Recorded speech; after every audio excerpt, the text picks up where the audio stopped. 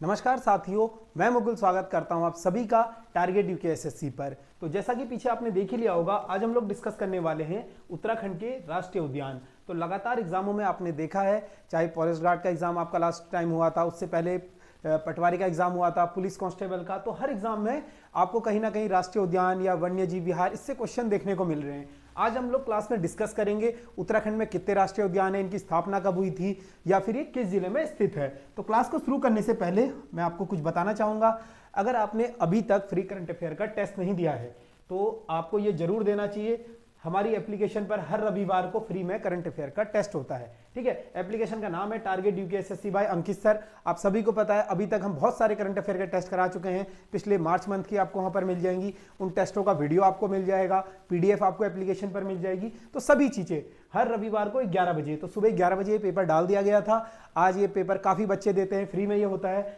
और आपको पता है आने वाले आपके एग्जाम कौन से हैं। एआरओ का आपका एग्जाम होने वाला है, चाहे लोअर पीसीएस का एग्जाम होने वाला है, साथ ही साथ आपका आरओ का एग्जाम। तो ये सभी एग्जाम चाहे अपर पीसीएस हो, तो लगातार इसमें हम लोग कोशिश करते हैं कि देश विदेश, आपको पता है देश विदेश की करंट अफेयर इसमें आती है।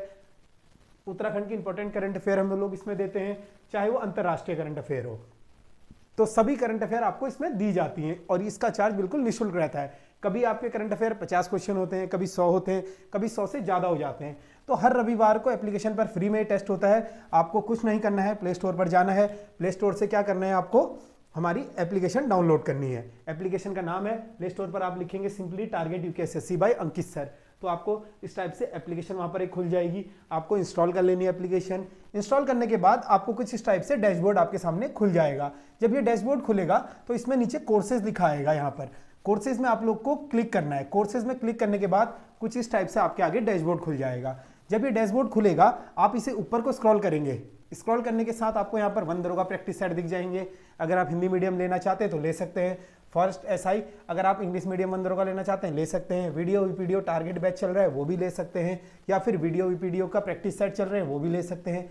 अंत में आपको दिख जाएगा फ्री करंट अफेयर टेस्ट। यहाँ पर 1 रुपया दिखाएगा। मैंने अपनी वीडियो में लगातार बताया हुआ है, काफी बच्चे गलती से 1 रुपया पे कर देते हैं, बट ऐप के कुछ रूल्स होते हैं। क्योंकि ऐप क्या होता है, जीरो वैल्यू पुट नहीं करता है, तो 1 रुपया मिनिमम प्राइस रखना होता है, लेकिन वहां पर आप फ्री में टेस्ट दे पाते हैं। तो 1 रुपया भी पे नहीं करना है। जब आप इसमें क्लिक करेंगे तो डैशबोर्ड खुल जाएगा, वहां पर कंटेंट में क्लिक कर आपको सारे करंट अफेयर देने हैं। तो चलिए क्लास को शुरू करते हैं। देख लेते हैं हम राष्ट्रीय उद्यानों को। अगर मैं बात करूं उत्तराखंड में, तो उत्तराखंड में कुल कितने राष्ट्रीय उद्यान हैं। हाल ही में आपने देखा था फॉरेस्ट गार्ड के एग्जाम में आपके एक प्रश्न आया था, उत्तराखंड में राष्ट्रीय उद्यानों की संख्या है। तो उत्तराखंड में कुल राष्ट्रीय उद्यानों की संख्या पूछेगा तो 6 हो जाएगी। वन्य जीव विहार अलग होते हैं और राष्ट्रीय उद्यान अलग होते हैं। ठीक है, अगर वन्य जीव विहार की मैं बात करूं उत्तराखंड में कितने वन्य जीव विहार हो जाएंगे। ठीक है, वन्य जीव विहार उत्तराखंड में कितने हैं, तो वन्य जीव विहार का भी क्वेश्चन आ जाए तो वन्य जीव विहार टोटल 7 है हम पे। ठीक है, लेकिन अगर राष्ट्रीय उद्यान प्रश्न आता है तो राष्ट्रीय उद्यान हो जाएंगे हम पे 6। चलिए बात कर लेते हैं कौन कौन से राष्ट्रीय उद्यान है। सबसे पहला आपने देखा है जिम कॉर्बेट राष्ट्रीय उद्यान है।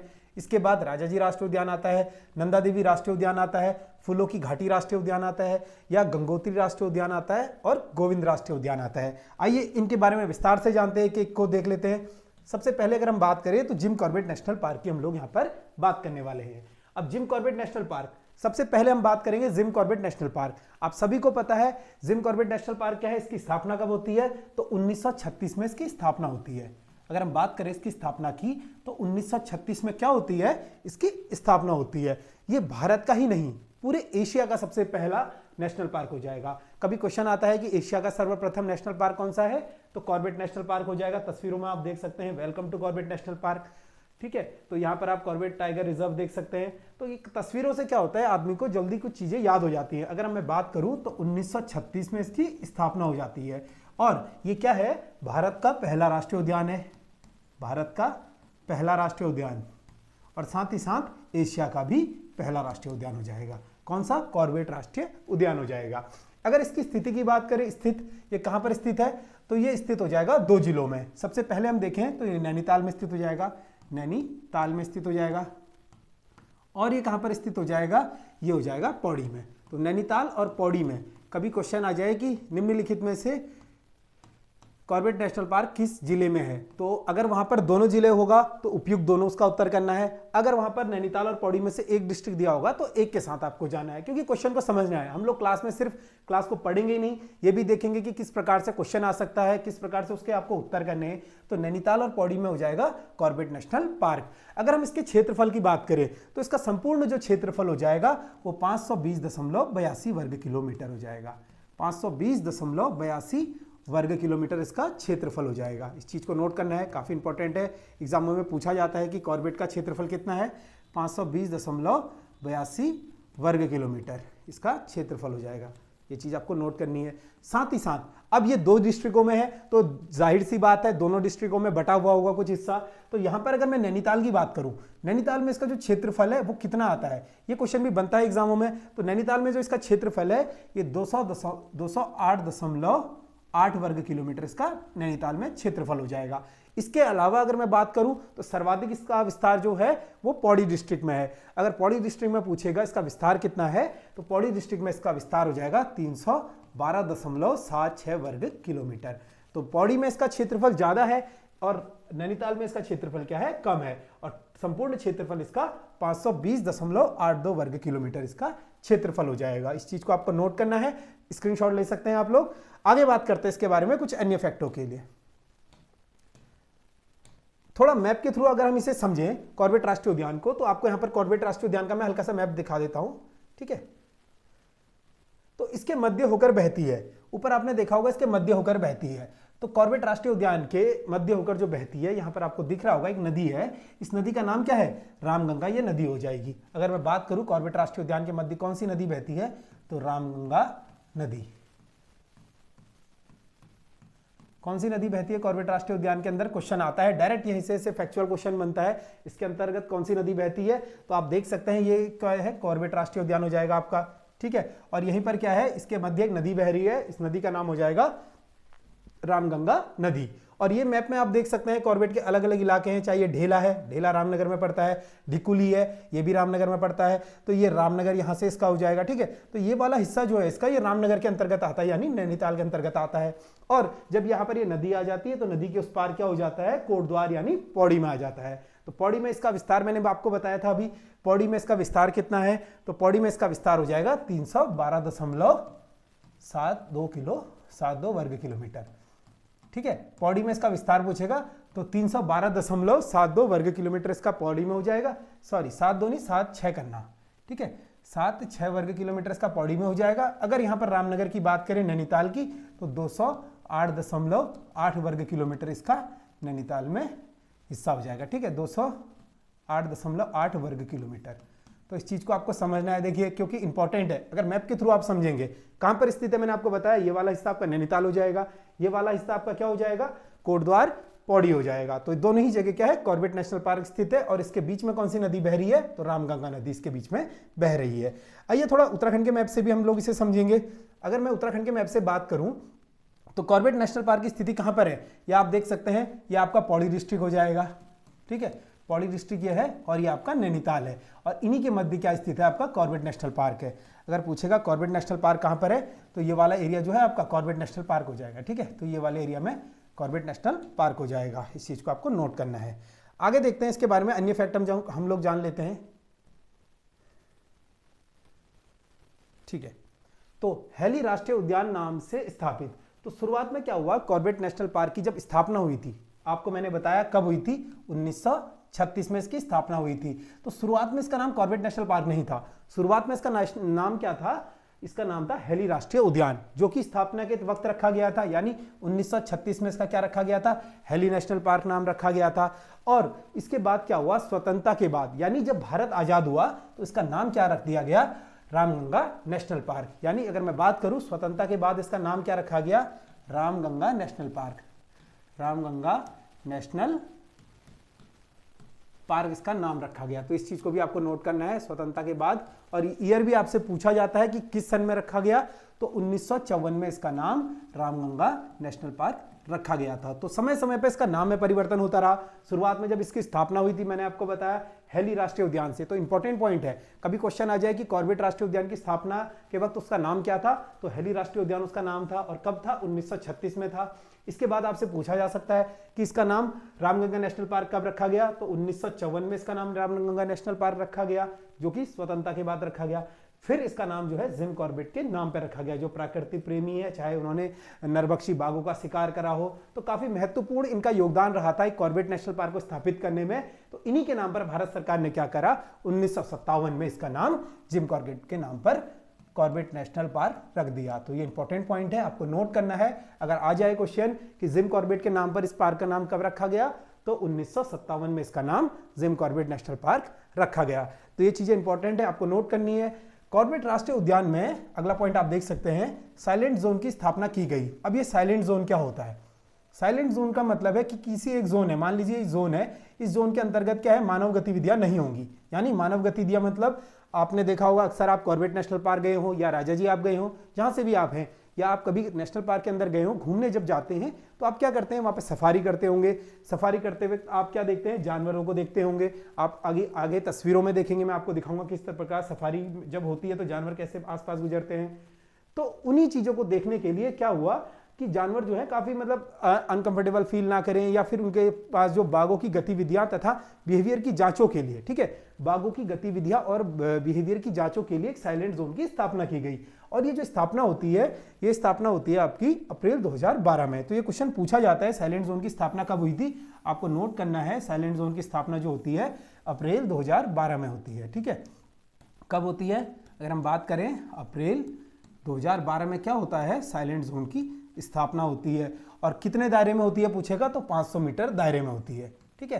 500 मीटर दायरे में क्या होती है, कॉर्बेट नेशनल पार्क में 2012 अप्रैल में साइलेंट जोन की स्थापना होती है। तो इस चीज को आपको नोट करना है, काफी इंपॉर्टेंट ये फैक्ट है। आगे बढ़ते हैं, इसके बारे में थोड़ा अधिक जानकारी हम लोग देख लेते हैं। यहां पर तस्वीरों में आप देख सकते हैं ढिकाला लिखा हुआ है, ठीक है। तो बोर्ड पे एक ढिकाला लिखा हुआ है, यहाँ पर एक सफारी खड़ी हुई है, ये होती है सफारी। आगे आप तस्वीरों में और बेहतर देखेंगे। तो कॉर्बेट राष्ट्रीय उद्यान का प्रवेश द्वार है। तो आपने सुना होगा कॉर्बेट राष्ट्रीय उद्यान का जो प्रवेश द्वार है, यहाँ पर लिखा हुआ है ढिकाला इसका प्रवेश द्वार हो जाएगा, ठीक है। अगर मैं बात करूं इसका प्रवेश द्वार कौन सा है, तो ढिकाला इसका प्रवेश द्वार हो जाएगा। तो इस चीज को आपको नोट करना है, क्वेश्चन डायरेक्ट बन जाता है कि कॉर्बेट राष्ट्रीय उद्यान का प्रवेश द्वार कौन सा है, तो ढिकाला इसका प्रवेश द्वार हो जाएगा। यहीं पर अगर मैं बात करूं, जिम कॉर्बेट म्यूजियम स्थित है। अब म्यूजियम क्या होता है, म्यूजियम यानी संग्रहालय की यहां पर बात हो रही है, ठीक है, संग्रहालय। तो जिम कॉर्बेट संग्रहालय कालाडूंगी नैनीताल। आप यहां पर एक गेट देख सकते हैं।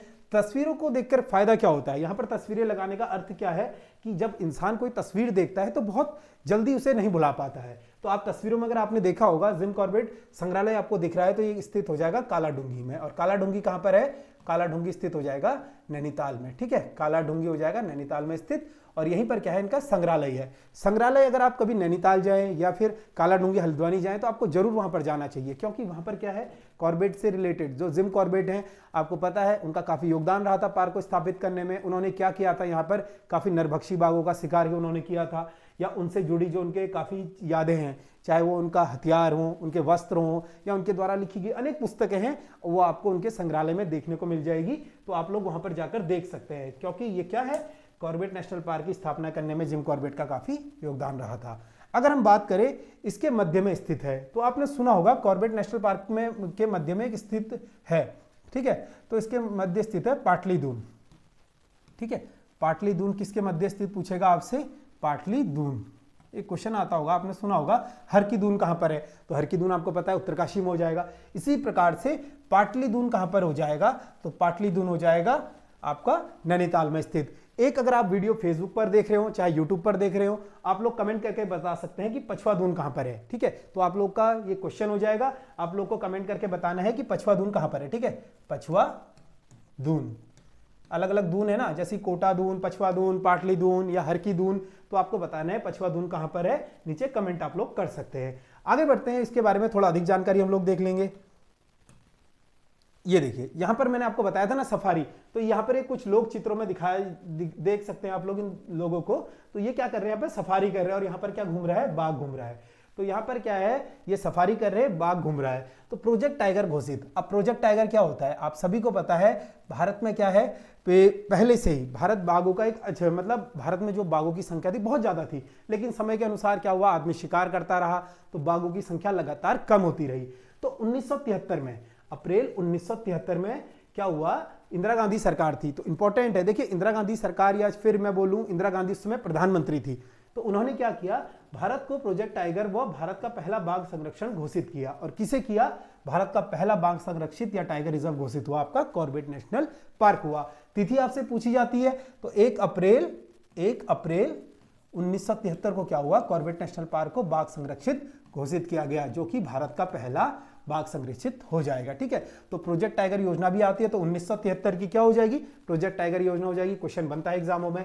और पहला अगर आपसे पूछेगा बाघ संरक्षित कौन सा है, तो कॉर्बेट बाघ संरक्षित हो जाएगा, जो कि नैनीताल और पौड़ी में स्थित है। यहीं पर अगर मैं बात करूं, यहां पर क्या है, अनेक प्रकार के जानवर है, चाहे आप तस्वीरों में देख सकते हैं, यहां पर हाथी यहां पर है, ठीक है, तस्वीरों में आप देख सकते हैं, यहां पर हाथी यहां पर आपको दिख रहा होगा, बाघ आपको यहां पर दिख रहा है, बारहसिंगा आपको यहाँ पर दिख रहा है, साथ ही साथ आपको यहाँ पर एक चिड़िया दिख रही होगी। तो अनेक प्रकार की यहाँ पर पक्षियों की चाहे जानवर की प्रजातियां हैं। अगर हम बात करें कौन कौन से जानवर यहाँ पर है, तो टाइगर यहाँ पर हो जाएगा, हिरन यहाँ पर है, बारहसिंगा यहाँ पर है, भालू यहाँ पर है, नीलगाय यहाँ पर पाई जाती है, पांडा यहाँ पर पाया जाता है, और अनेकों जानवर मिलते हैं। तो ये इतना इंपॉर्टेंट नहीं है, आपकी एग्जाम की दृष्टि से मैंने आपको बताया जो ये फैक्ट है, चाहे इसकी स्थापना हो, चाहे इसका क्षेत्रफल हो, विस्तार हो, या प्रोजेक्ट टाइगर हो, तो ये सब इंपॉर्टेंट है।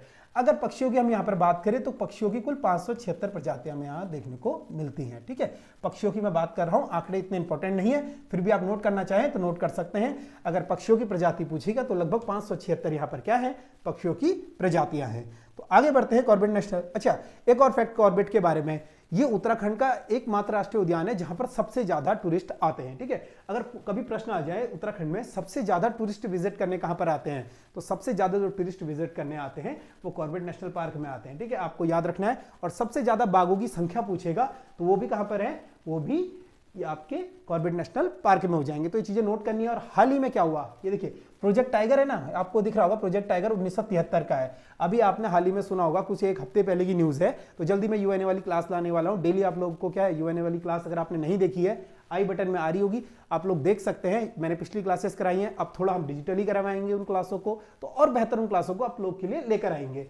तो हाल ही में क्या हुआ, प्रधानमंत्री नरेंद्र मोदी ने क्या करा, जो प्रोजेक्ट टाइगर है इसकी 50वीं वर्षगांठ थी। ठीक है, 50वीं वर्षगांठ इसने मनाई प्रोजेक्ट टाइगर ने। और इसी पर क्या करा प्रधानमंत्री मोदी ने, बाघों की जो गिनतियां होती है ना, लाखों कैमरा लगे होते हैं, या फिर जो हमारे आपने नाइट विजन कैमरा, अनेक प्रकार की जो तकनीक इस्तेमाल होती है, उनसे क्या किया गया, बाघों की गिनतियां की गई और बाघों की क्या किया गया, गणना की गई। तो अभी आपको मैं बताऊंगा यूएनए वाली क्लास में हम लोग देखेंगे कि कितने बाघ हैं उत्तराखंड में, कितने बाघ हैं, उत्तराखंड का कौन सा स्थान है। फिलहाल हम लोग देख लेते हैं प्रोजेक्ट टाइगर की स्थापना कब हुई थी, 1 अप्रैल 1973 को। और इसी वर्ष 2023 में इसने क्या करा, अपनी 50वीं वर्षगांठ मनाई। आगे बढ़ते हैं हम लोग अगले प्रश्न की ओर, ठीक है, सॉरी अगले टॉपिक की ओर।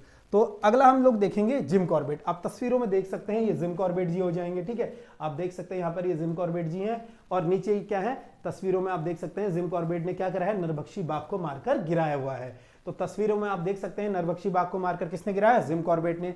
तो जिम कॉर्बेट के बारे में पढ़ना क्यों इंपॉर्टेंट हो जाता है, एक तो इन्होंने क्या करा, यहाँ पर काफी नरभक्षी बाघों की, ठीक है, नरभक्षी बाघों को मारा। नरभक्षी मतलब जो बाघ है, आपने आजकल भी न्यूज़ों में सुनते होंगे, लगातार रामनगर की साइड हो या पौड़ी गढ़वाल या कहीं पर भी लगातार हमें ऐसी खबरें देखने को मिलती हैं कि पानी लेने गई महिलाओं को बाघ ने मारा या फिर ऐसे मारा। तो उनको मारने के लिए क्या था, उस समय नरभक्षी बाघों का काफी ज्यादा कहर हुआ करता था। इतनी ज्यादा पब्लिक तो थी नहीं, ना इतनी ज्यादा डेवलपमेंट था, घर थे, तो लगातार बाघ का आक्रमण ज्यादा था, जंगल एरिया ज्यादा था। तो जिम कॉर्बेट ने क्या करा, इन्होंने नरभक्षी काफी बाघों का शिकार करा।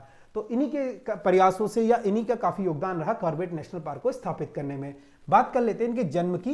तो जिम कॉर्बेट का जो जन्म होता है, इनका जन्म होता है 1875 में इनका जन्म होता है। और कहां पर होता है, नैनीताल में। ठीक है, नैनीताल में इनका जन्म हो जाएगा 1875 में। और इनके मृत्यु की अगर मैं बात करूं तो 1955 में क्या होती है, इनकी मृत्यु होती है। और कहां पर होती है, ये होती है दक्षिण अमेरिका का एक देश है केनिया। ठीक है, केनिया में इनकी क्या होती है, मृत्यु होती है, किसकी, जिम कॉर्बेट की। अब इनके द्वारा काफी पुस्तकें लिखी गई। अब यहाँ पर थोड़ा सा ये मिसप्रिंट हुआ है, जिम कॉर्बेट द्वारा लिखी गई पुस्तकें, तो काफी इनकी इंपॉर्टेंट पुस्तकें हैं। लगातार एग्जाम में आपसे अलग अलग पुस्तकें पूछी जाती है। इस बार शेखर पाठक की आई थी, कभी आपको सरमन ओखले की देखने को मिल जाते हैं, कभी मौलाराम की, कभी आपको भक्त दर्शन की, तो अनेकों पुस्तक आपको देखने को मिलते हैं। तो इनके द्वारा भी पुस्तकें लिखी गई थी। अगर मैं बात करूं इनके द्वारा पुस्तकें कौन कौन सी लिखी गई थी, तो सबसे महत्वपूर्ण इन्होंने मैन ईटर ऑफ कुमाऊं, ठीक है, man eater of Kumaon, eater of Kumaon, ठीक है, मैन ईटर ऑफ कुमाऊं इन्होंने पुस्तक लिखी थी। इसके अलावा कौन कौन सी पुस्तकें लिखी थी, तो इन्होंने लिखी थी आपकी मैन एंड लेपर्ड, ठीक है, man and leopard, man and leopard इन्होंने पुस्तक लिखी थी, ठीक है। इसके अलावा इन्होंने क्या लिखी थी, और भी इन्होंने पुस्तकें लिखी थी। जंगल लोर इनकी पुस्तक हो जाएगी, ठीक है। अगर मैं बात करूं जंगल लोर, ठीक है, जंगल लोर इनकी पुस्तक हो जाएगी। तो ये सारी पुस्तकें इंपॉर्टेंट है, आप लिख सकते हैं या फिर स्क्रीनशॉट ले सकते हैं। जंगल लोर इनकी पुस्तक है। एक पुस्तक इनकी आती है माई इंडिया, ठीक है, ये भी इनकी पुस्तक हो जाएगी, माई इंडिया। अगर आपको इस क्लास की पीडीएफ चाहिए तो इसकी पीडीएफ भी आपको मिल जाएगी, नीचे लिंक डिस्क्रिप्शन में आ रहा होगा। आप लोग को कुछ नहीं करना है, हमारे सोशल मीडिया है, चाहे फेसबुक हो, व्हाट्सएप हो या फिर टेलीग्राम हो, आप लोग वहां पर जुड़ सकते हैं। इसकी पीडीएफ हम लोग वहीं पर साझा कर देते हैं, तो आप लोग इस पीडीएफ को भी इजीली वहां से प्राप्त कर सकते हैं। जंगल लोर हो गया, माई इंडिया होगी, और इनकी बहुत ही महत्वपूर्ण रचना आती है जो अंत में इन्होंने लिखी थी, उसको लिख लीजिएगा, ठीक है।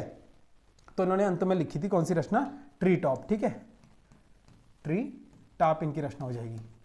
और ये इन्होंने कब लिखी थी, ये लिखी थी 1955 में, मृत्यु से कुछ समय पहले। तो अंतिम रचना पूछेगा कौन सी है, तो ट्री टॉप हो जाएगी। और ये किसकी रचना है, जिम कॉर्बेट की ये रचना हो जाएगी। तो ये थी संपूर्ण जानकारी जिम कॉर्बेट नेशनल पार्क के बारे में। हम लोगों ने देखा उसकी स्थापना कब हुई, कहाँ पर वो स्थित है, या फिर किस चीज के लिए वो फेमस है।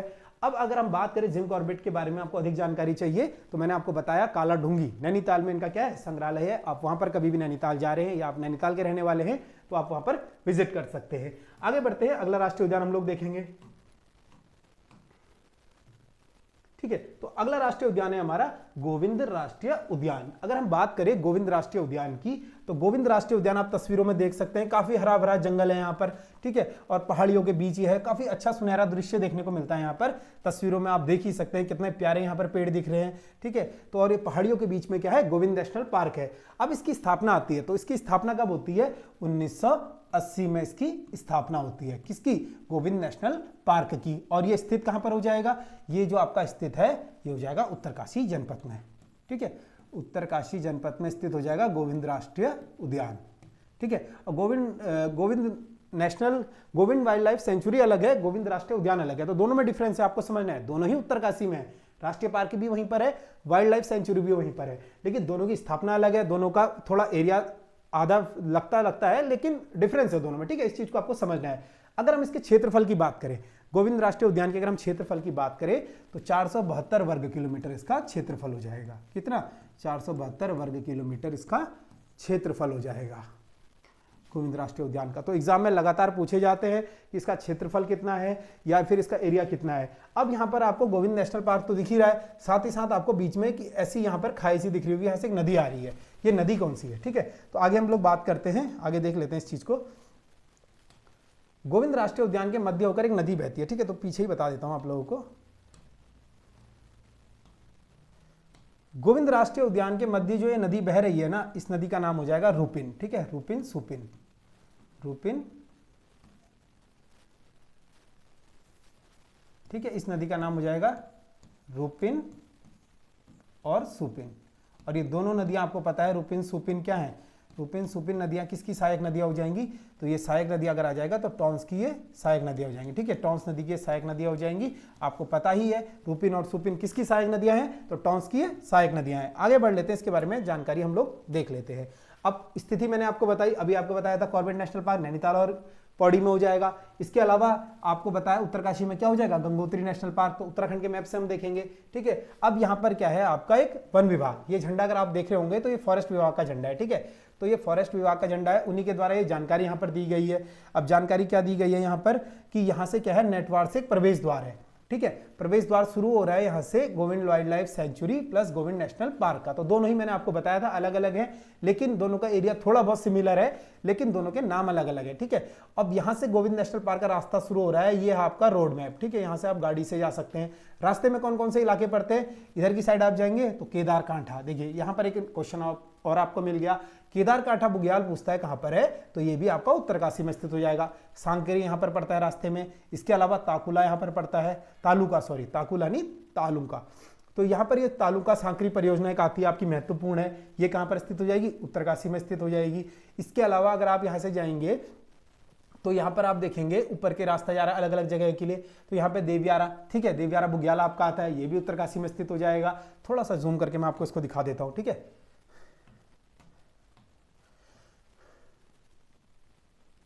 थोड़ा सा जूम करके हम लोग इसको देखेंगे।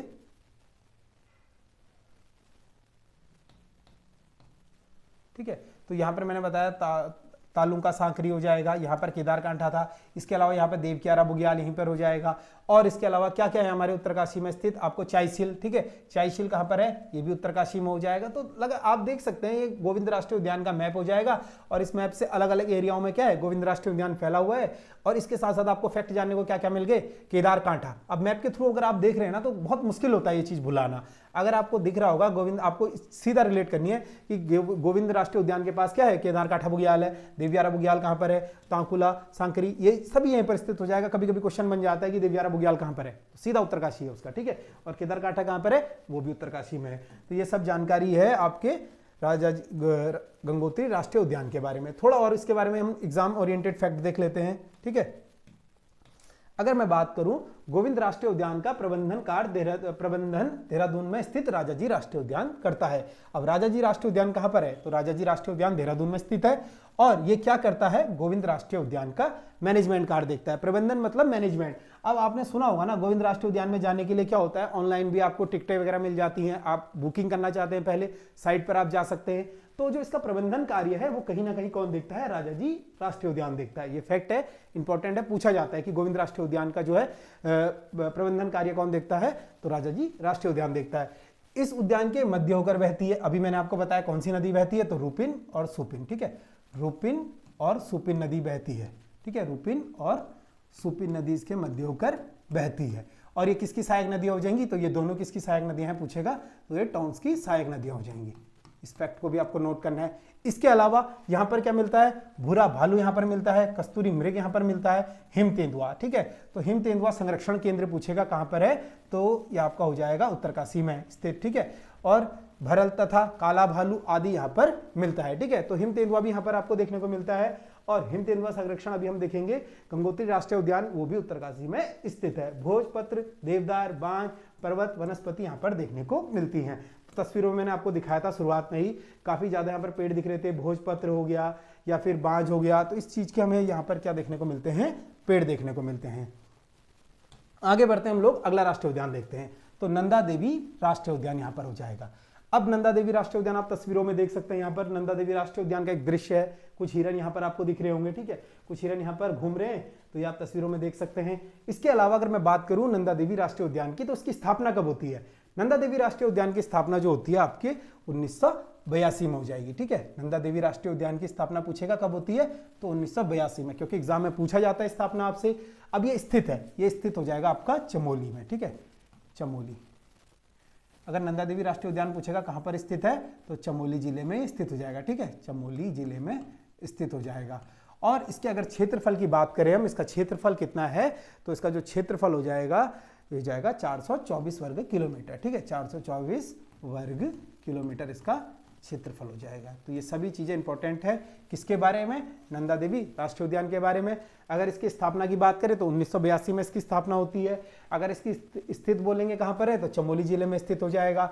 और इसी के साथ साथ अगर हम बात करें इसके क्षेत्रफल की, तो इसका क्षेत्रफल कितना है, 624 वर्ग किलोमीटर इसका क्षेत्रफल हो जाएगा। एक और फैक्ट आता है नंदा देवी राष्ट्रीय उद्यान के बारे में, कि नंदा देवी राष्ट्रीय उद्यान को 1988 में क्या था, यूनेस्को द्वारा विश्व धरोहर स्थल सूची में शामिल किया गया था। तो बहुत ही इंपॉर्टेंट फैक्ट है। सबसे इंपॉर्टेंट फैक्ट अभी तक का नंदा देवी राष्ट्रीय उद्यान के बारे में क्या है, कि इसको यूनेस्को में कब शामिल किया गया था, 1988 में इसको यूनेस्को की विश्व धरोहर में शामिल किया गया था। क्वेश्चन पूछा जाता है एग्जाम में, बहुत ही इंपॉर्टेंट ये क्वेश्चन है, आपको नोट करना है। यहीं पर अगर मैं बात करूं तो यह उद्यान, ठीक है, 543 नहीं होगा, यहां पर होगा 5431 मीटर समुद्री तल से ऊंचाई पर स्थित हो जाएगा। ठीक है, तो इतना इंपॉर्टेंट फैक्ट नहीं है, फिर भी आपको नोट करना है तो आप नोट कर लीजिए। कितना ऊंचा है समुद्र तल से? ये 5431 मीटर की ऊंचाई पर समुद्र तल से हो जाएगा। यहीं पर अगर हम बात करें, यहां पर प्रमुख जीव हिमालयन भालू यहां पर देखने को मिलता है। मोनाल जो कि हमारा राजकीय पक्षी हो जाएगा, मोनाल यहीं पर स्थित है। ठीक है, कमेंट में आपको यह भी बताना है कि हमारे राजकीय पक्षी मोनाल का वैज्ञानिक नाम क्या है? कस्तूरी मृग। सबसे ज्यादा महत्वपूर्ण ये क्यों है? क्योंकि नंदा देवी राष्ट्रीय उद्यान में हमें कस्तूरी मृग देखने को मिलते हैं और ये क्या है? हमारा राजकीय पशु हो जाएगा। तो इसका नाम भी आपको वैज्ञानिक कमेंट में बताना है। यहाँ पर ये सब जानवर पाए जाते हैं। तो ये जानकारी है आपकी नंदा देवी राष्ट्रीय उद्यान के बारे में। आगे बढ़ते हैं, हम लोग देख लेते हैं फूलों की घाटी राष्ट्रीय उद्यान। तो बहुत ही महत्वपूर्ण ये राष्ट्रीय उद्यान है। अब फूलों की घाटी आप देख सकते हैं तस्वीरों में, कितना खूबसूरत यहाँ का नजारा है। ठीक है, फूलों से हरा भरा यहाँ का माहौल रहता है। काफी ज्यादा पर्यटक आते हैं, आजकल तो लोग व्लॉगर बने हुए हैं, तो काफी ज्यादा व्लॉगर यहाँ पर जाते हैं। ठीक है, हर दूसरे तीसरे दिन आपको एक नया व्लॉग देखने को मिल जाता है फूलों की घाटी का। अगर आप भी गए हो, आपने व्लॉग बनाया हो तो जरूर नीचे कमेंट कर सकते हैं। ठीक है, तो यहाँ पर कितना सुंदर यहाँ पर दृश्य दिखा जा रहा है आपको, आप देख सकते हैं तस्वीरों में। इसके अलावा अगर हम बात करें ये फूलों की घाटी राष्ट्रीय उद्यान की, इसकी स्थापना आपसे पूछी जाती है। तो इसकी स्थापना कब होती है? इसकी स्थापना भी 1982 में होती है। तो 1982 में दो राष्ट्रीय उद्यान स्थापित होते हैं। एक तो होता है आपका नंदा देवी राष्ट्रीय उद्यान, और फूलों की घाटी राष्ट्रीय उद्यान भी कब स्थापित होता है?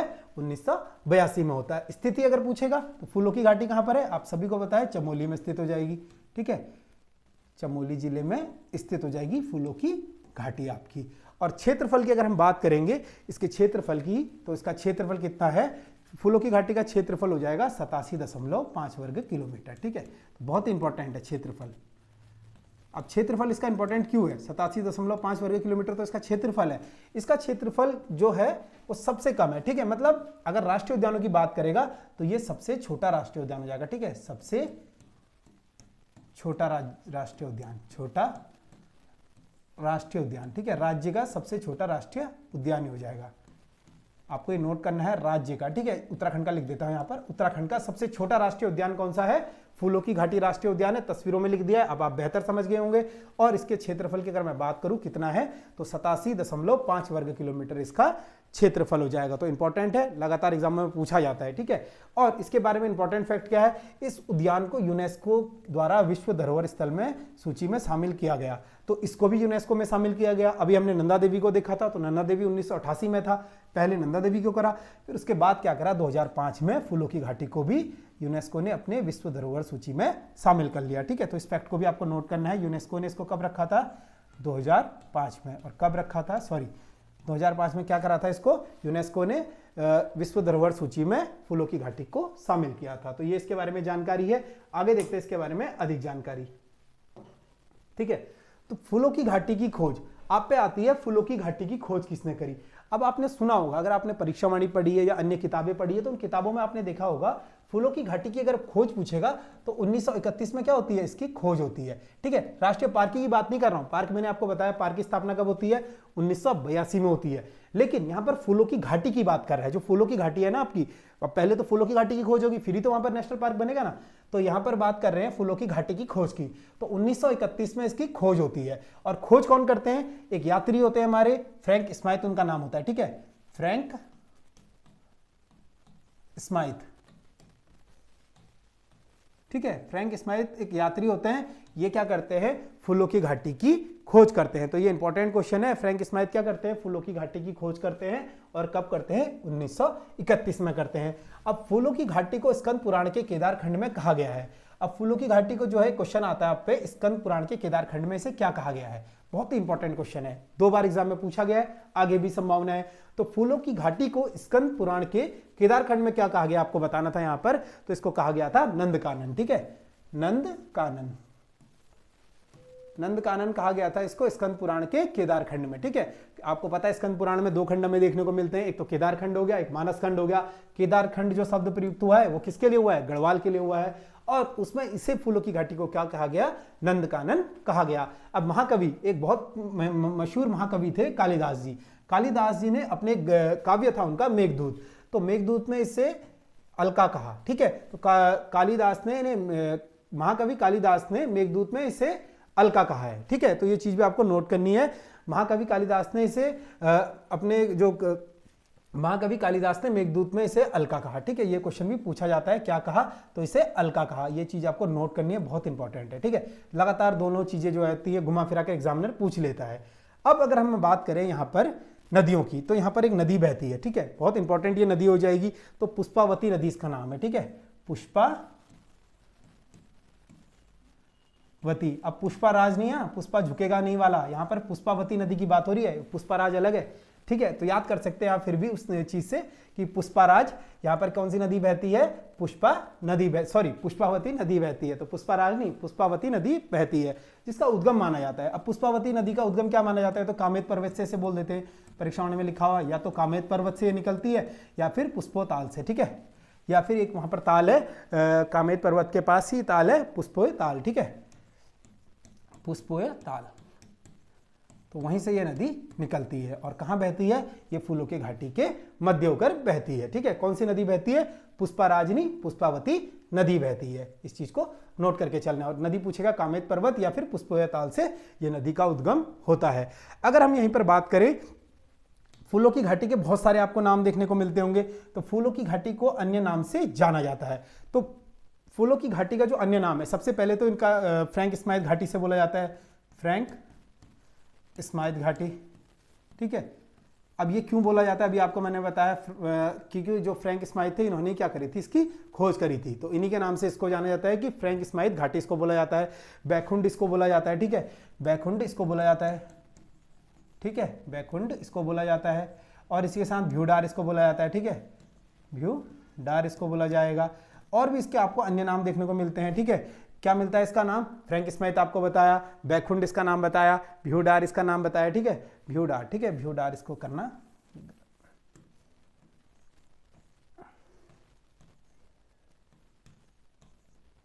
ठीक है, भ्यूडार इसका नाम हो जाएगा। तो ये अलग अलग नाम इसका आपको देखने को मिलते हैं। इसके अलावा इसका पुष्पारस इसका नाम मिलता है। ठीक है, पुष्परस। ठीक है, पुष्पारस इसका नाम देखने को मिलता है हमें। और इसके आपको परीक्षावाणी में ही मिल जाएंगे इसके अन्य नाम, जैसे कि गंधमादन इसका नाम देखने को मिलता है आपको। ठीक है, गंधमादन, गंधमादन इसका नाम देखने को मिलता है। ठीक है, गंधमादन इसी का नाम देखने को मिलता है। तो अनेक नामों से जानी जाती है, फ्रैंक स्माइथ, बैकुंठ, भ्यूडार, पुष्पारस या फिर गंधमादन, इन्हीं नामों से फूलों की घाटी को जाना जाता है। और एक और नाम आता है इसका, आपको लिख लेना है वो, कि इसको किस नाम से जाना जाता है, पुष्पावली नाम से भी जाना जाता है। ठीक है, पुष्पावली। ठीक है, पुष्पावली नाम से भी इसको जाना जाता है। पुष्पाराजनी पुष्पावली नाम से जाना जाता है। तो आगे बढ़ते हैं, अगला नेशनल पार्क हम लोग देखेंगे। अगला नेशनल पार्क है राजाजी राष्ट्रीय उद्यान। तो अभी राजाजी के बारे में आपको मैंने बताया था। राजाजी राष्ट्रीय उद्यान क्या करता है, आपको पता है, गोविंद राष्ट्रीय उद्यान का प्रबंधन कार्य संभालता है। अब इसकी स्थापना की अगर आप यहां पर बात करें, तो राजाजी राष्ट्रीय उद्यान की स्थापना कब होती है, 1983 में इसकी स्थापना होती है। ठीक है, 1983 में क्या होती है, राजाजी राष्ट्रीय उद्यान की स्थापना होती है।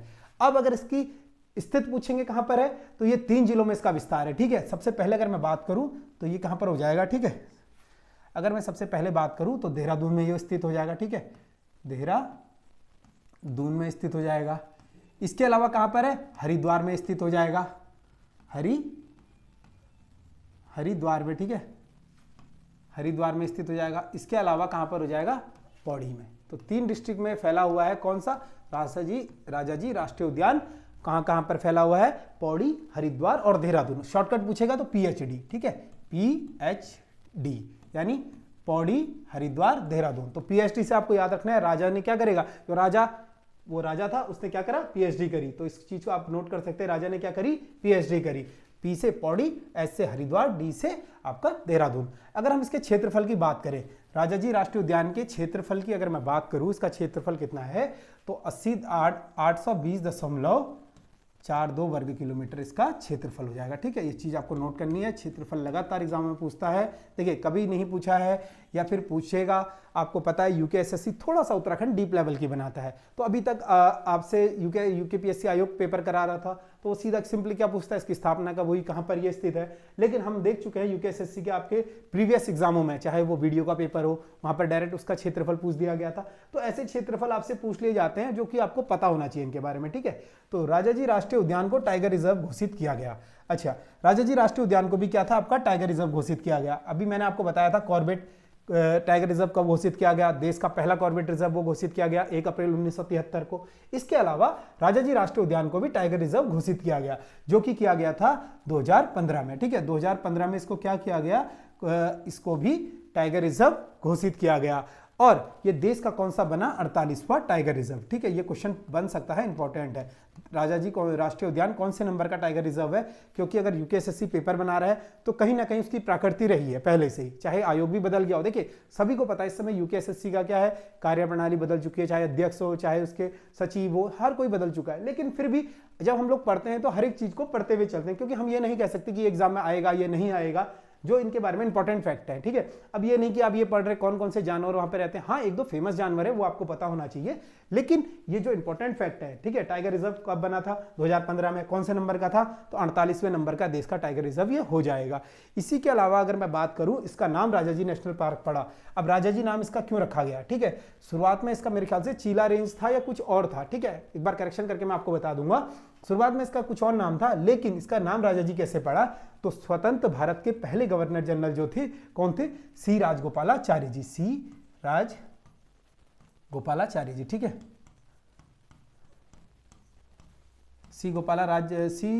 सी राजगोपालाचारी जी के नाम पर क्या पड़ा, जो स्वतंत्र भारत के पहले गवर्नर जनरल थे उन्हीं के नाम पर इसका नाम राजाजी नेशनल पार्क बना। तस्वीरों में आप देख सकते हैं। ठीक है, हाथियों के लिए काफी ज्यादा फेमस ही है, यहाँ पर आपको अनेकों प्रकार के हाथी देखने को मिल जाएंगे। ठीक है, तो राजाजी राष्ट्रीय उद्यान की एक तस्वीर है, यहाँ पर क्या कर रहे हैं, हाथियों का एक झुंड आप देख सकते हैं। ठीक है, यहाँ पर दिखता हुआ आपको तस्वीरों में।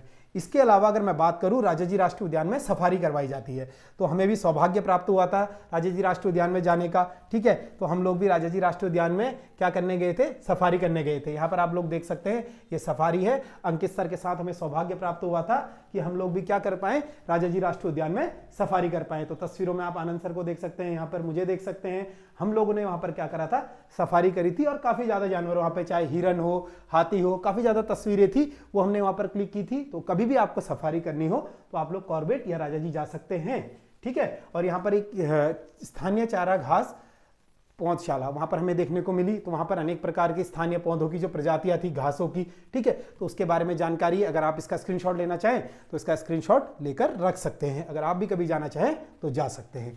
आगे बढ़ते हैं इसके बारे में। अगला नेशनल पार्क हमारा है गंगोत्री राष्ट्रीय उद्यान। ठीक है, तो यहाँ पर गंगोत्री राष्ट्रीय उद्यान की बात हो रही है। अब ये गंगोत्री राष्ट्रीय उद्यान कहाँ पर है, अगर मैं बात करूं गंगोत्री राष्ट्रीय उद्यान की, तो गंगोत्री राष्ट्रीय उद्यान आपका स्थित हो जाएगा उत्तरकाशी में, क्योंकि शुरुआत में ही मैं आपको बता चुका हूं उत्तरकाशी में स्थित हो जाएगा। ठीक है, हमने पढ़ा था ना वहां पर गंगोत्री राष्ट्रीय उद्यान कहां पर है, उत्तरकाशी में स्थित है। अगर इसकी स्थापना की बात करें आपसे, इसकी स्थापना कब होती है, 1989 में। तो सबसे नवीनतम, देखिए क्वेश्चनों का ना तरीका होता है बनने का। अब अगर आपसे पूछ ले कि भारत का सबसे पुराना राष्ट्रीय उद्यान कौन सा है, तो आपको सीधा पता है कॉर्बेट राष्ट्रीय उद्यान है, क्योंकि वो एशिया का सबसे पुराना राष्ट्रीय उद्यान है, साथ ही साथ वो भारत का सबसे पुराना राष्ट्रीय उद्यान है। लेकिन अगर उसने थोड़ा सा घुमा के क्वेश्चन पूछा कि भारत का उत्तराखंड का नवीनतम राष्ट्रीय उद्यान कौन सा है, तो थोड़ा सा आप भी वहां पर क्या है, घूम जाएंगे। आपको पता होना चाहिए अंत में किसकी स्थापना होती है। एक बार मैं अंत में आपको इसका क्रम भी बता दूंगा। ठीक है, चिंता ना करिए, पूरा आपको हर एक चीज बताई जाएगी, कैसे क्वेश्चन आता है, कैसे वो चीज होती है। तो यहां पर इसकी स्थापना जो होती है 1989 में होती है। अगर इसके क्षेत्रफल की मैं बात करूं, इसका क्षेत्रफल कितना है, तो 2390 इसका क्षेत्रफल हो जाएगा। ठीक है, 2390 वर्ग किलोमीटर इसका क्षेत्रफल हो जाएगा, जो कि क्या है, उत्तराखंड का सबसे बड़ा राष्ट्रीय उद्यान हो जाएगा। ठीक है, इसके बारे में फैक्ट बहुत ज्यादा इंपॉर्टेंट है, उत्तराखंड का सबसे बड़ा राष्ट्रीय उद्यान। ठीक है, सबसे बड़ा राष्ट्रीय उद्यान। ठीक है, कौन सा है, गंगोत्री राष्ट्रीय उद्यान। कभी क्वेश्चन आ जाए उत्तराखंड का सबसे बड़ा राष्ट्रीय उद्यान कौन सा है, गंगोत्री राष्ट्रीय उद्यान है। अब बड़ा है तो उसका क्षेत्रफल भी अनिवार्य हो जाता है याद करना, तो 2390। सबसे छोटा मैंने आपको बताया था, सबसे छोटा कौन सा था, आपने देखा था फूलों की घाटी, जिसका क्षेत्रफल कितना था, 87.5 वर्ग किलोमीटर था। अब यहीं पर क्या है, यह हिम तेंदुआ, हिमालयन भालू, मोनाल, कस्तूरी मृग और भारल के संरक्षण के लिए संबंधित है। शुरुआत में मैंने आपको एक चीज बताई थी, जो गंगोत्री राष्ट्रीय उद्यान है ये किस चीज के लिए फेमस है, ये यहाँ पर शायद हिम तेंदुआ संरक्षण केंद्र बनाया गया था। ठीक है, ये चीज आपको नोट करनी है। और एक और चीज जो छूट गई थी पहले, कॉर्बेट नेशनल पार्क में आपने देखा होगा कि कॉर्बेट नेशनल पार्क में पहला क्वारंटाइन सेंटर बनाया गया था, ठीक है। तो वो फैक्ट मैं वहां पर भूल गया, यूएनए वाली क्लास में इस चीज को हम कवर कर लेंगे, चिंता मत करिए कभी भी। अब आप देखेंगे ना, अगर आपने नहीं देखी है, फिर से मैं कह रहा हूं, आई बटन में एक लिंक आ रही होगी, ठीक है। आई बटन ऊपर आपको यहां पर दिख रहा होगा यूट्यूब में साइड में, उस वीडियो में क्लिक करिए, वहां पर यूएनए की पूरी प्लेलिस्ट आ रही होगी, उस प्लेलिस्ट में जाइए। मैं कैसे न्यूज़पेपर से आपको क्वेश्चन कराता था, अगर वो क्लास कंटिन्यू करानी है तो आप नीचे कमेंट कर सकते हैं। बाकी इसकी आपको पीडीएफ चाहिए, मैंने आपको बताया है कि आप टेलीग्राम से इसकी पीडीएफ डाउनलोड कर सकते हैं। अब इसके बारे में थोड़ा सा मैं आपको एक बार रिवीजन करवा देता हूं, ठीक है। तो एक छोटी सी ट्रिक है, जहां से हमने पढ़ा था, जहां हमारे गुरु रहे थे, जिन्होंने हमें सिखाया, ठीक है, उन्होंने एक ट्रिक बताई थी। तो ये ट्रिक मैं आज आप लोगों को बता देता हूं, ताकि आप लोगों के लिए भी हेल्पफुल हो जाए। सबसे पहले तो आपको एक नंबर नोट करना है, ठीक है। नंबर कौन सा नोट करना है आपको नंबर नोट करना है, ठीक है। एक नंबर नोट करना है, इमरजेंसी नंबर है 36 80 82, ठीक है। 36 80 82 82, ठीक है। 36 80 82 82 और 83 और 89, ये आपको इमरजेंसी नंबर नोट करना है। अब ये इमरजेंसी नंबर क्यों है आपको बता देता हूं। ये क्या है, अगर इनके आगे आप 19 जोड़ते हैं, ठीक है, 19 जोड़ते हैं, 1936 हो जाएगा, 1980 हो जाएगा, 1982, 1982, 1983 और 1989, ठीक है। तो ये इमरजेंसी नंबर हो जाएगा, कौन सा, 36 80 82 82 83 89। अब यहां पर आपको क्या करना है, ट्रिक याद रखनी है, ठीक है। ट्रिक क्या है, कब गोविंद, ठीक है, कब गोविंद ने फूल राजा गंगू को दिया, ठीक है, गंगू को दिया।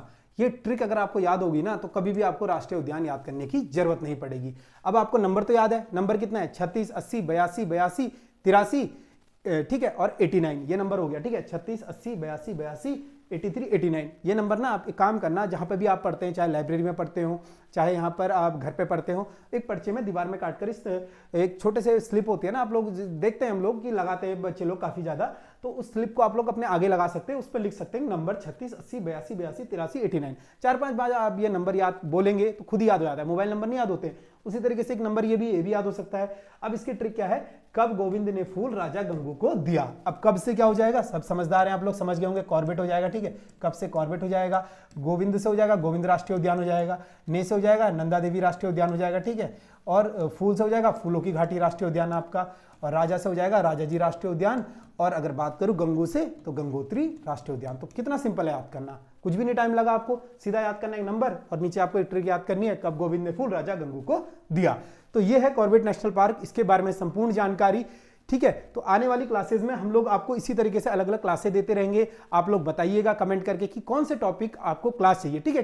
जिस टॉपिक पर भी आप लोगों को क्लास चाहिए होगी, उस टॉपिक को आप कमेंट कर देना। हम लोग कोशिश करेंगे जल्द से जल्द उस टॉपिक पर क्लास बनाई जाए, ठीक है। इसके अलावा अगर मैं बात करूं वीडियो, ठीक है, इस समय हमारे प्रैक्टिस सेट बैच चल रहे हैं, आप सभी को पता है, हम लोग प्रैक्टिस सेट करवाते हैं। तो 16 practice set with video solution, आपको वीडियो सॉल्यूशन भी यहीं पर मिलता है डिजिटल बोर्ड में, साथ ही साथ उनकी पीडीएफ आपको मिलती है। तो एक दिन आपको पेपर मिलता है, उसके अगले दिन उसका वीडियो सॉल्यूशन और पीडीएफ आपको मिल जाती है। ये सब मिलता है आपको मात्र 199 रुपए में। तो ये बैच जो है 12 अप्रैल से शुरू हो चुका है, अभी तक इसमें 4-5 पेपर हो चुके हैं। अगर आप आज भी जुड़ते हैं तो पिछले पेपर भी आप दे पाएंगे, साथ ही साथ उनका वीडियो सॉल्यूशन और उनकी पीडीएफ भी आपको मिल जाएगी। यहाँ पर आपको 1600 प्रश्न मिलते हैं, जिनकी वीडियो सॉल्यूशन आपको मिलता है, प्लस इनकी साप्ताहिक टारगेट परीक्षा होती है, ठीक है। तो ज्यादा जानकारी चाहिए तो आप यहाँ पर हमारे नंबर हैं, इन नंबरों पे कॉल कर सकते हैं, व्हाट्सएप कर सकते हैं, किसी भी नंबर पर, या नीचे लिंक डिस्क्रिप्शन में आ रही होगी, एप्लीकेशन आप लोग डाउनलोड कर सकते हैं, वहां से जानकारी प्राप्त कर सकते हैं। इसके अलावा हमारा टारगेट बैच भी चल रहा है, तो सबसे ज्यादा बेहतरीन बैच। अगर आप लोग ना घर में खुद से नहीं पढ़ पा रहे हैं, आप लोगों से मेरी रिक्वेस्ट है, बहुत से बच्चों के मैसेज आते हैं कि सर शेड्यूल नहीं बन पा रहा है, मन नहीं लग रहा है पढ़ाई में, कैसे पढ़ें। तो ये चीज आप कर सकते हैं, इस टारगेट बैच को ज्वाइन कर सकते हैं। इसमें हमने क्या करा है, जो आपका सिलेबस है ना वीडियो का, उसको 75 दिन में ऐसा बांटा हुआ है कि आप लोग कभी खाली रह ही नहीं सकते हैं। अगर आपके अंदर इच्छा है ना पढ़ने की या फिर नौकरी पाने की, तो आप एक भी दिन फालतू नहीं बैठ सकते हैं। वो बैच कल से शुरू हो गया है। उसमें क्या होता है, आपको कल एक मान लीजिए कल पेपर हुआ हमारा, तो उससे 2 दिन पहले हमने एक सिलेबस दे रखा था आपको पढ़ने के लिए, ठीक है, वो आपको पढ़ना है। फिर 2 दिन बाद पेपर, तो आज और कल फिर आपको 2 दिन मिले हुए पढ़ने के लिए, तो परसों उसका पेपर हो जाएगा। तो आप खाली बैठ ही नहीं सकते हैं। वो शेड्यूल्ड ही ऐसा किया गया है कि वो कितने तारीख से स्टार्ट हुआ है, 22 अप्रैल से वो स्टार्ट हुआ है और 8 जुलाई को वो खत्म हो रहा है। 8 जुलाई को जब वो खत्म होगा ना, 9 जुलाई को आप वीडियो के पेपर के लिए 100% तैयार होंगे अगर आपने सच्ची मेहनत करी होगी। तो मात्र 299 इसकी फीस है और 30 प्रैक्टिस सेट इसमें आपको मिल रहे हैं। ज्यादा जानकारी चाहिए, नीचे आपको लिंक आ रही होगी या नंबर आपको दिख रहे होंगे, नंबरों पर आप कॉल कर सकते हैं, व्हाट्सएप कर सकते हैं। इसके अलावा अगर आप वन दरोगा की तैयारी कर रहे हैं, ठीक है, वन दरोगा की आप अगर तैयारी कर रहे हैं तो वन दरोगा के लिए भी हमने प्रैक्टिस सेट बैच चलाए हुए हैं। 23 अप्रैल से यानी आज से हमारा क्या हुआ, इंग्लिश मीडियम का बैच शुरू हो गया है। तो जो भी छात्र एनरोल करना चाहते हैं इंग्लिश मीडियम में, एनसीईआरटी से हमने क्वेश्चन बहुत सारे अच्छे क्वेश्चन पिक करे हुए हैं। साथ ही साथ इसका प्राइस भी 199 हो जाएगा। तो 16 प्रैक्टिस सेट विद पीडीएफ आपको ये मिलते हैं, ठीक है। कोई भी दिक्कत हो तो ये नंबर दिए गए हैं, इन पर कॉल व्हाट्सएप कर सकते हैं। इसके अलावा वन दरोगा का हिंदी मीडियम बैच भी हमारा चल रहा है, ठीक है, 199 रुपीज में। इसमें भी आप जुड़ सकते हैं। इसमें आपको 16 प्रैक्टिस सेट विद पीडीएफ और साप्ताहिक टारगेट परीक्षा मिलती है। तो ये सभी चीज आपको मिलती है मात्र 199 रुपीज में। तो काफी नॉमिनल प्राइस है, इतने प्राइस में आपको बहुत कुछ मिल रहा है। अधिक जानकारी के लिए आप लोग कॉन्टैक्ट कर सकते हैं। क्लास को देखने के लिए धन्यवाद। जल्द मिलते हैं आपसे अगली क्लास में।